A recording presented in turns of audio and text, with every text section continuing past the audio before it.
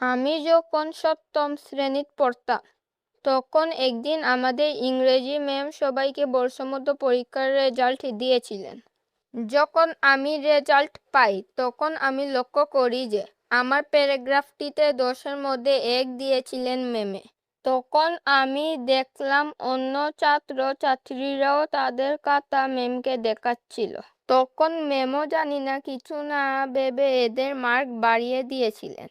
তখন আর কি, ম্যাম আমি তো ফুল 120 শব্দে প্যারাগ্রাফটি দিয়েছি, তাহলে আমার এত কম মার্ক কেন দিলেন? মার্কটি একটু বাড়িয়ে দেন।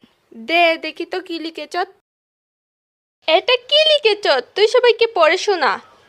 My country is Bangladesh, Bangladesh is my country, Bangladesh was beautiful country, I live in Bangladesh, Bangladesh has many people, most of people farmer, farmer Bangla means চাষি, farmer চাষing food and চাষing cow, cow has 2 eye, 4 leg and 1 leg, cow giving milk, cow very important for our country. But আমি ছোটবেলা